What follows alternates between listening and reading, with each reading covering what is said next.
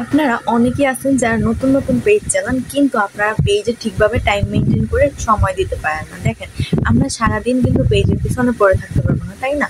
ধরেন যে আপনার একটা পেজ আছে, আমার না হয় কোনো কাজ নাই বলতে আমি ফ্রি থাকি বিধায় আমি সারাদিন অ্যাক্টিভ থাকি, কিন্তু আপনাদের যাদের কাজ আছে অথচ সবসময় তো অ্যাক্টিভ থাকতে পারেন না।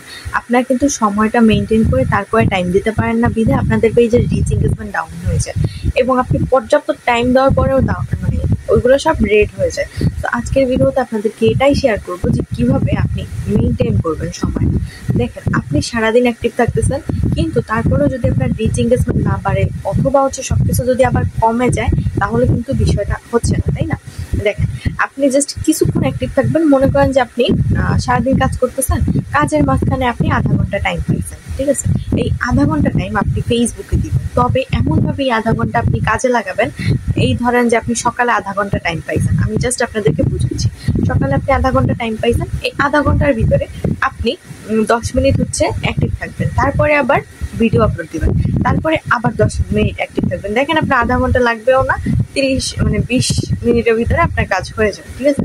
এতটুকু সময় যদি আপনি ফুল অ্যাক্টিভ থাকেন, তাহলে কিন্তু ফেসবুক ধরে নেবে যে আপনি একটা অ্যাক্টিভ মানুষ, ঠিক আছে? এরপরে কি করবেন, যে এই অ্যাক্টিভ থাকছেন, এখন কিন্তু আপনার সারাদিন অ্যাক্টিভ থাকার কোনো দরকার নেই। এরপর কি করবেন, দুপুরে আবার একটুখানি টাইম পাইছেন আধা ঘন্টা, দুপুরে আবার আপনি আধা ঘন্টা সময় দিলেন। বিকালে আপনি টাইম পাইছেন আধা ঘন্টা, বিকালে আবার আপনি আধা ঘন্টা টাইম দিলেন। আবার সন্ধ্যায় আপনি আধা ঘন্টা টাইম পাইছেন, সন্ধ্যায় আধা ঘন্টা টাইম দিলেন।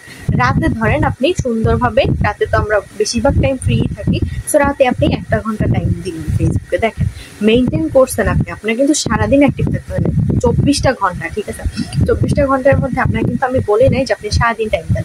এভাবে যদি আধা ঘন্টা একটু পর পর ভাগ করে, 20 মিনিট 10 মিনিট ভাগ করে, বা একটু পর পর যদি আপনি টাইমটাকে নেন, তাহলে কিন্তু দেখবেন আপনার 24 ঘন্টা অ্যাক্টিভ থাকা লাগতেছে না। আপনি হাইয়েস্ট 4 থেকে 5 ঘন্টাই নিলে, আমি ধরলাম 4 থেকে 5 ঘন্টাও না, আপনি 4 ঘন্টা অথবা 3 ঘন্টাও ধরলেন, ঠিক আছে? জাস্ট আপনি যদি ভাগ করে ধরতে পারেন তাইলেই হয়েছে। আমরা সারাদিন অ্যাক্টিভ থাকবো, কিন্তু আমাদের রিচ এঙ্গেজমেন্ট বাড়বে না, কোনো কাজ হবে না, তাইলে তো হচ্ছে না। আমরা অ্যাক্টিভ কম থাকি, সমস্যা কি? এই ধরেন আমি এখন একটু ফ্রি আছি, আমি এখন অ্যাক্টিভ আছি, আবার ধরেন যে আমি 1 ঘন্টা পর কিছুক্ষণ অ্যাক্টিভ থাকবো, তখন আবার আমি ফেসবুকে অ্যাক্টিভ থাকবো। সো এরকম ভাবে আমাদেরকে অ্যাক্টিভ থাকতে হবে। মানুষ কিন্তু চাইলেই সারাদিন অ্যাক্টিভ থাকতে পারে না, ঠিক আছে?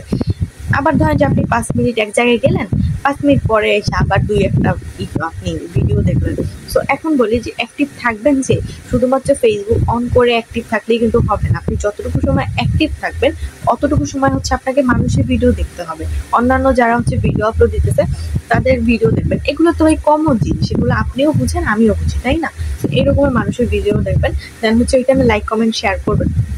তখন ফেসবুক বুঝে যাবে না ইনি অ্যাক্টিভ আছেন, তখন আপনার ভিডিও ফেসবুক এমনি ভাইরাল করবে। সো আপনাকে মেনটেন করে টাইম দিতে হবে, এবং শুধু যে অ্যাক্টিভ থাকবেন এরকম না, মানুষের ভিডিও দেখতে হবে এবং বেশি বেশি রিপ্লাই কমেন্ট করবেন। শুনেন, আপনি যতটুকু সময় অ্যাক্টিভ থাকবেন অতটুকু সময় আপনি রিপ্লাই কমেন্টের মাধ্যমে এঙ্গেজমেন্ট বাড়ানোর চেষ্টা করবেন, ঠিক আছে?